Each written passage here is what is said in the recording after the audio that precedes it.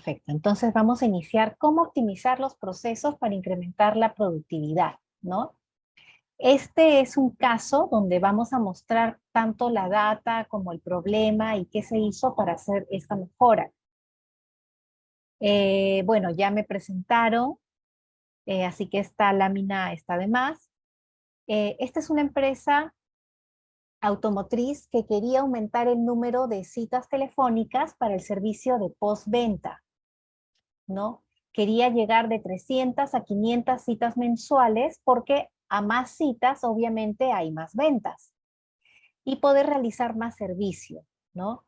Que se había identificado que la calidad del servicio telefónico impactaba en estas citas ya que no se lograba la programación, ¿no? Y se quería tener esta mejora manteniendo constante el número de técnicos del proceso y tener constante el número de herramientas y equipos necesarios, ¿no? El alcance es la generación de citas para el servicio postventa, para autos y a nivel nacional. ¿Cómo era el proceso inicial? Se tenía un flujo de atención donde existían muchas transferencias y rebotes en el proceso. Cuando entraba una llamada, una operadora recibía esta llamada y si el cliente conocía el número de anexo, perfecto, pasaba al siguiente punto. Si no, llegaba a un pool de operadoras. Si el anexo estaba disponible, si contestaba la llamada, genial, se contestaba la llamada. Si no se contestaba la llamada, tenían el caso de que la persona a la que estaban buscando, si contaba con un celular, un RPM, si contaba, se desviaba y se iba a un buzón de voz. Por default, eso no lo sabían, pero siempre iba a un buzón de voz. Entonces, en la práctica, muchas llamadas rebotaban, ¿no? Y no se contestaban. Además, ya dentro de postventa, ¿qué sucedía? Llamaba a un cliente de postventa, si no elegía la opción de postventa, continuaba y tenía dos opciones para el producto tipo 1 y el producto tipo 2. Si era por el producto tipo 1, si estaba dentro del horario de trabajo y la ejecutiva estaba libre, la atendía la ejecutiva. Si no estaba dentro del horario, esta llamada entraba al jefe de servicio y el jefe de servicio no necesariamente contestaba las llamadas. Acá ya esta llamada se perdía. Si la ejecutiva no estaba libre, iba al asistente de postventa que podía contestar la llamada, generalmente no estaba en su sitio porque se dedicaba a otras actividades, y esto iba a un buzón de voz de un anexo virtual, ¿no? Según el producto 1 o 2, iba a buzones del producto 1 o del producto 2, ¿no? Si la persona estaba disponible, bueno, contestaban la llamada. Pero ¿qué es lo que sucedía? Cuando analizamos los datos, observábamos que las operadoras no contestaban 65 llamadas cada 2 horas, representando el 8% de llamadas no contestadas, ¿no? Este es un gráfico que se obtiene con Minitab, donde uno puede ver los defectos. En este caso, el defecto es una llamada no contestada, y vemos que esto está totalmente fuera de control. Vemos todos estos puntos rojos y vemos bastantes picos. Por el lado, en postventa, se tenían 12 llamadas cada 2 horas que no se contestaban, siendo un 14% de llamadas no contestadas. De igual forma, acá tenemos picos y vemos que este proceso no está controlado. Se siguió analizando la data. En este caso tenemos la duración de las llamadas. Acá el ideal es 15 segundos. Ese de alguna forma es el límite que está acá. Y como vemos, estos tiempos de espera superan en exceso estos 15 segundos. Esta gráfica de control me indica que este proceso no está controlado, que hay muchos puntos fuera. Y encima tienen sigma y CPK con valor negativo. Quiere decir que el proceso está totalmente fuera de control. Ya luego van a saber cómo interpretar estos números, pero estos números bajos significa que no es bueno el resultado. Para el caso de la duración de llamadas, que es este gráfico, El ideal es 90 segundos. Y como vemos, hay demasiada variación, como que hubieran dos tipos de picos, mucho excede el 90 segundos, y también vemos distintos puntos fuera de la línea. O sea, este proceso no está en control. Para el caso de las llamadas de postventa, la duración ideal es de 150 minutos. ¿Y qué es lo que se encuentra? Aquí están los 150 minutos. Vemos que muchas de las llamadas, más de la mitad, exceden totalmente este tiempo. Esto está fuera de control. Tenemos el sigma y el CPK realmente bajo. Y lo que son tiempos de espera, que el ideal es 9 segundos. Si vemos esta gráfica, el 9 está casi menos que la mitad, o sea que también se excede totalmente. O sea, estos resultados definitivamente no se estaban cumpliendo. Luego, al revisar los tiempos de espera por operadora, operadora 1, operadora 2, se vio que son bastante similares. Esta es una gráfica de cajas donde este puntito es la mediana, este es el tercer cuadrante, y vemos puntos que exceden totalmente estos límites, ¿no? Vemos que el tiempo de espera, la mediana está como en unos 9 segundos, 8 segundos más o menos, y en lo que es duración está como en 90 segundos, ¿no? Con cierta desviación. Entonces, ¿qué es lo que se hizo? Se empezó a revisar cuáles eran los indicadores. Para este tipo de servicio, los indicadores de atención al cliente son el porcentaje de abandono, que es que no se contestan, las llamadas que no se contestan. Para el caso de la central telefónica se tenía un 8%, siendo la meta que sea 0%. Para el caso de postventa, había un 14% que no se atendía, esperando que sea el 0%. Y como tiempos de respuesta, se esperaba que fuera 19 segundos cuando la meta es 15, en postventa que sea 14 segundos cuando es 9, y tenemos niveles de sigma negativos, ¿no? Este nivel sigma, sabemos que el mundo es ideal cuando se tiene el Six Sigma, pero acá son muy bajos.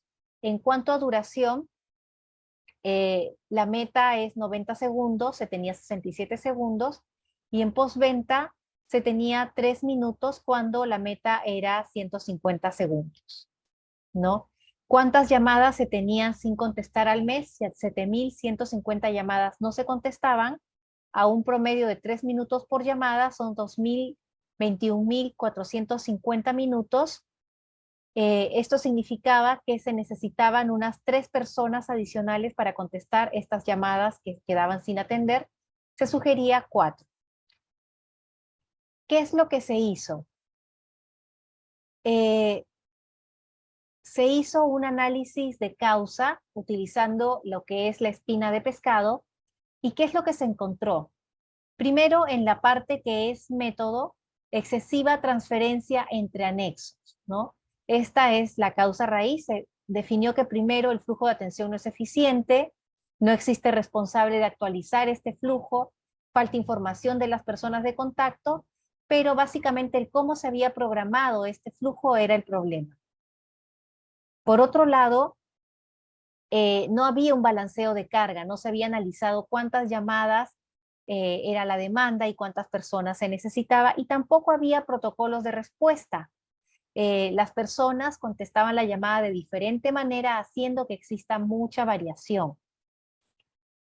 Por otro lado, por el lado de capacitación, se tenía personal que no tenía el conocimiento, y no se había definido los responsables del área, ¿no? ¿Quién era responsable de que estas llamadas se atiendan? Eso no estaba muy claro.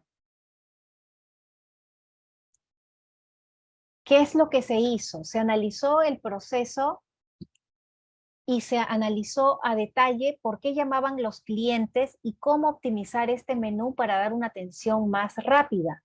Así que se generó un menú básico corto para una fácil derivación que tenga menos rebotes, y viendo que si hay un anexo que está ocupado, se registre este pendiente en un sistema de seguimiento. Entonces, ahora, ¿cómo era el proceso propuesto? Se recibe la llamada, si el cliente conoce el anexo, va a este anexo, si no está disponible, la operadora registra el mensaje en el sistema para un seguimiento, ¿no? O sea, ya no hay un teléfono sin contestar, sino que hay una persona, un humano que va a registrar qué es lo que tú necesitas. Y si la persona no conoce el anexo, el menú principal tenía los distintos tipos de causas comunes, ¿no? Si era un tema de atención al cliente, pago a proveedores o sigue en línea para comunicarse con una operadora. En el caso de siga en línea, la operadora ya lo derivaba al anexo, ¿no? Y si no, iba a atención al cliente y había otro menú para atención al cliente que también se había identificado las causas más comunes, o si no, pago a proveedores, que era otro caso común, y había una operadora que ya estaba capacitada para brindar la información a los proveedores, ¿no?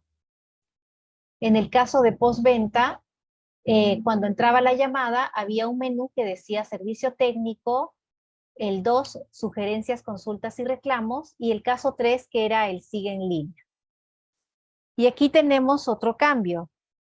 Si estaba dentro del horario de oficina, se derivaba a la operadora de postventa que esté libre, y esto era aleatorio, ¿no? Y podía contestar la llamada. Si era fuera de horario, esto entraba a un RPM, a una operadora de turno. Había una operadora de turno que se llevaba a este RPM y que tenía todo un protocolo para atender al cliente en caso de emergencia. Si era por atención al cliente, se derivaba atención al cliente. Si estaba libre y contesta la llamada.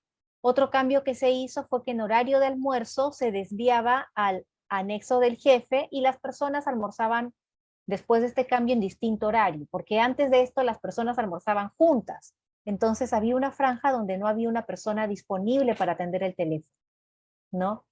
Y si no estaba libre, había un mensaje de vuelva a llamar, caballero, en estos momentos los operadores no están disponibles, ¿no? Entonces, ¿qué se logró con este cambio en el flujo de las llamadas? Primero, que las operadoras, de pasar de un 13 o un 9% de no contestar, ahora el abandono de llamadas pasó al 0.08%. O sea, en todos los casos se atendían estas llamadas. Y en postventa, las llamadas sin contestar pasó a 0.024%, ¿no? Un número bastante bajo. ¿Qué más? La duración de las llamadas también mejoró ligeramente. Bueno, todavía había llamadas que se excedían.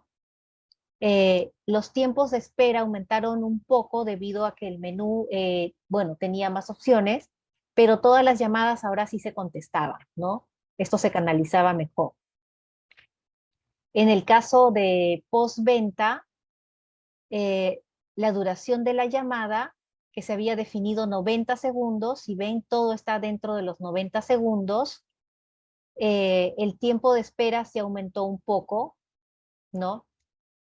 Pero si vemos, en duración de llamadas, el nivel sigma mejoró.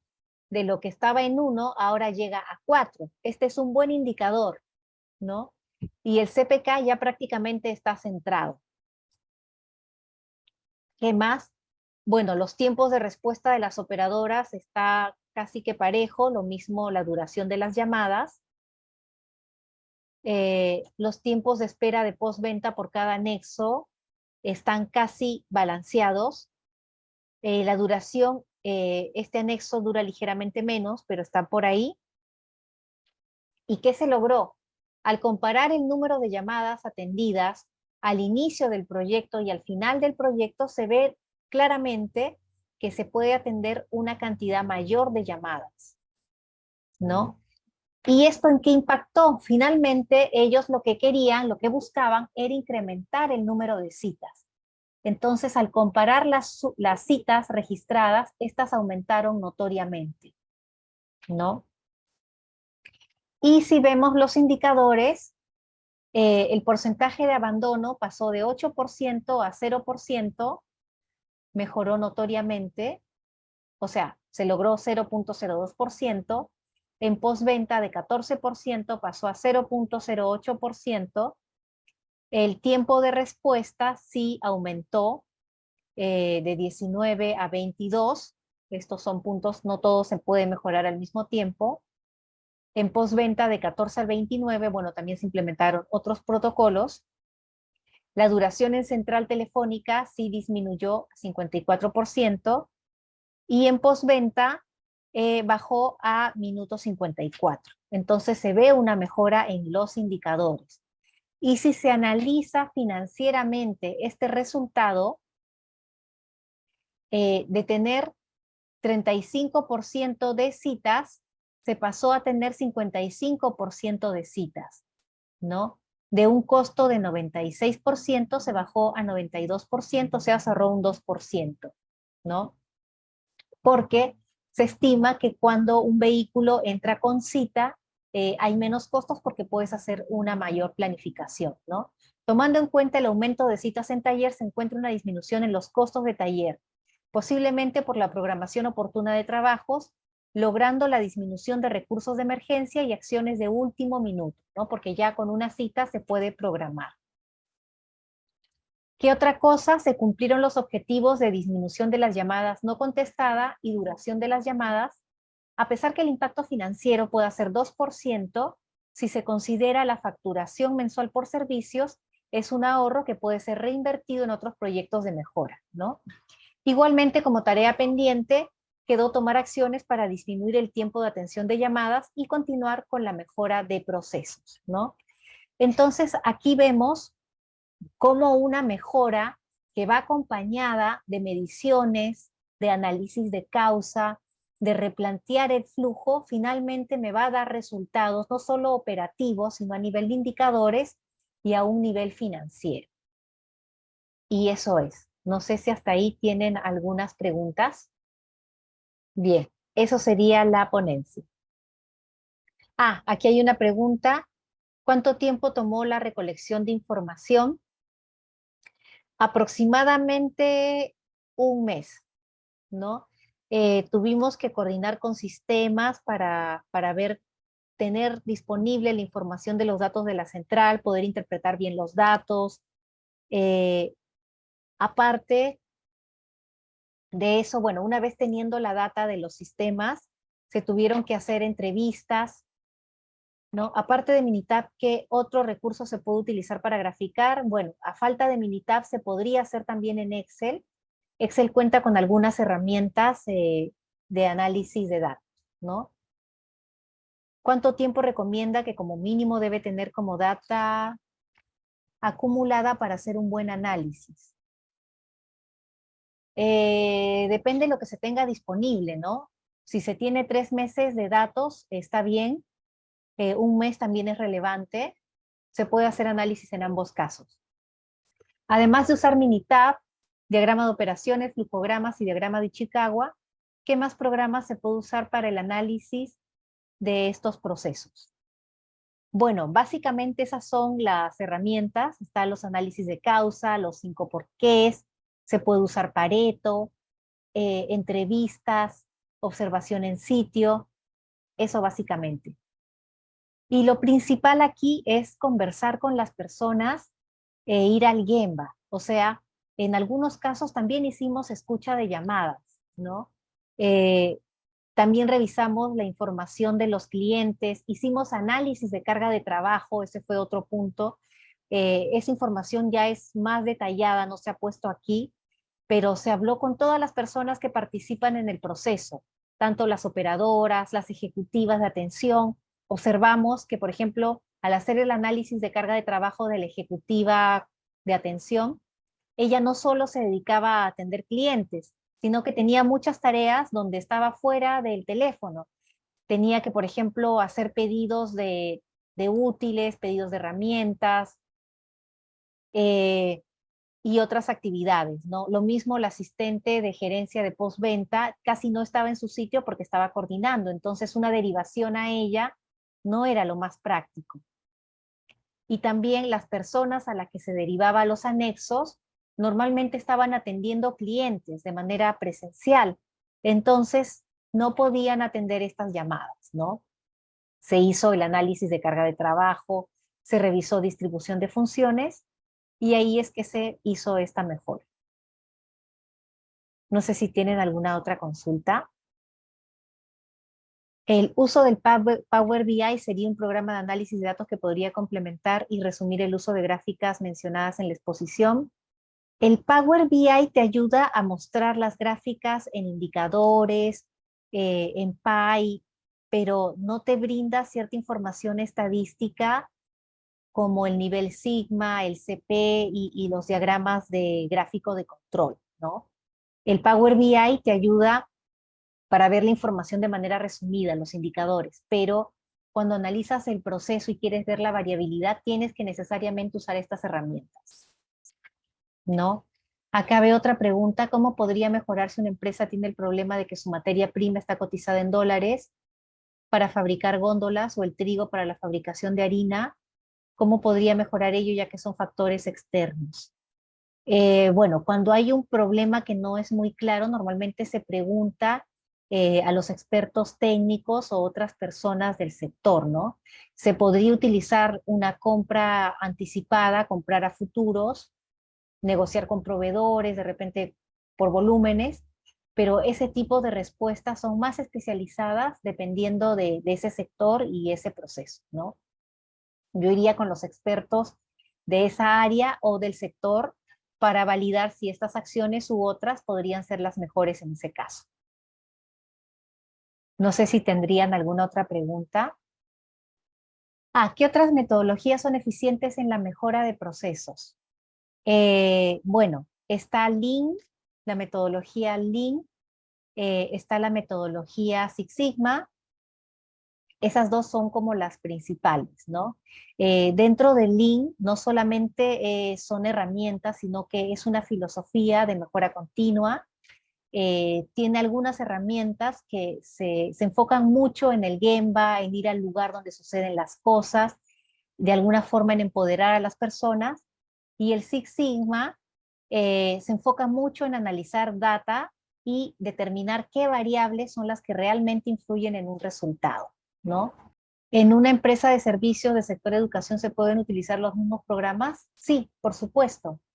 Se puede utilizar. Si tú tienes alguna data que, que tú quieras validar, que es el resultado de un proceso, de repente ahí puedes ver tiempos de atención o de repente porcentaje de personas que aprueban los cursos, eh, porcentaje de tardanzas, porcentaje de asistencia, de repente satisfacción con los profesores.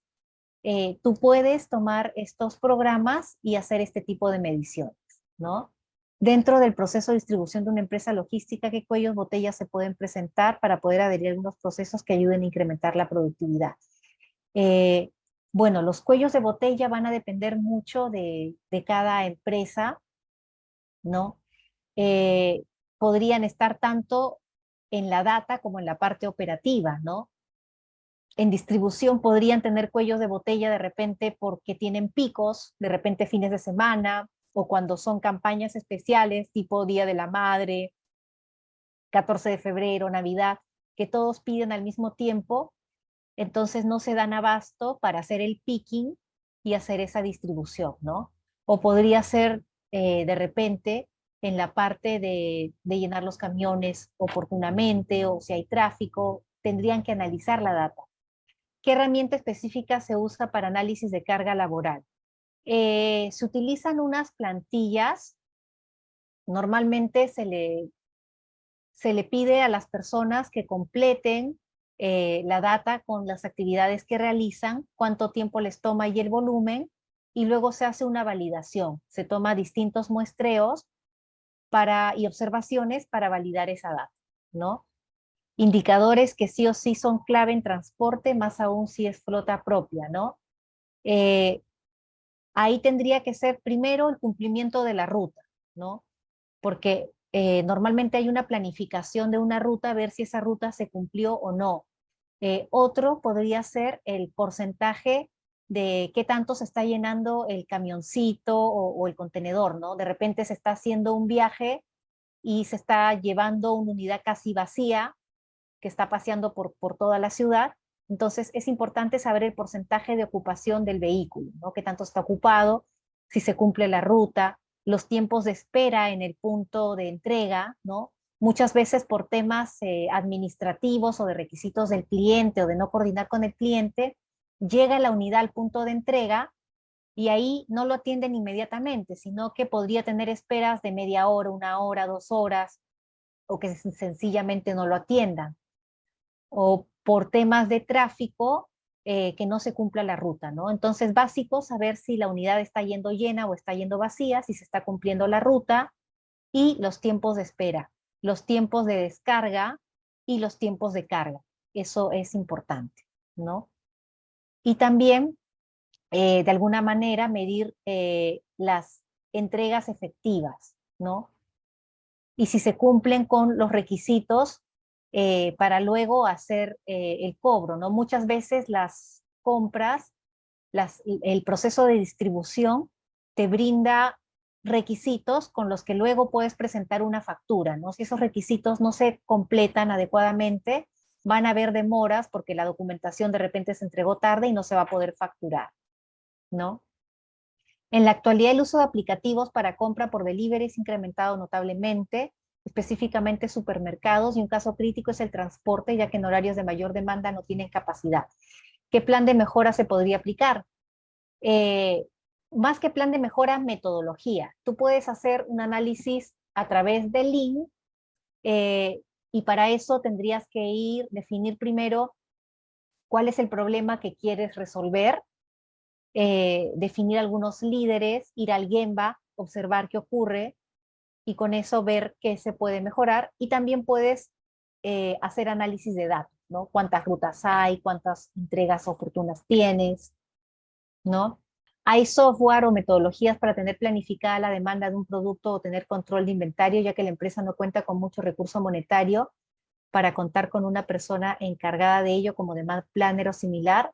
Hay distintos software para ver el tema de demanda, tienen un costo, por ejemplo, para el caso de los repuestos, en lo que es autos, utilizaban el Stock Down, que es un software ya casi un enlatado, que en base a la demanda del producto y el tipo de si es producto A, B o C, y en base a tus stocks, te decía cuánta cantidad de producto tenías que comprar, ¿no?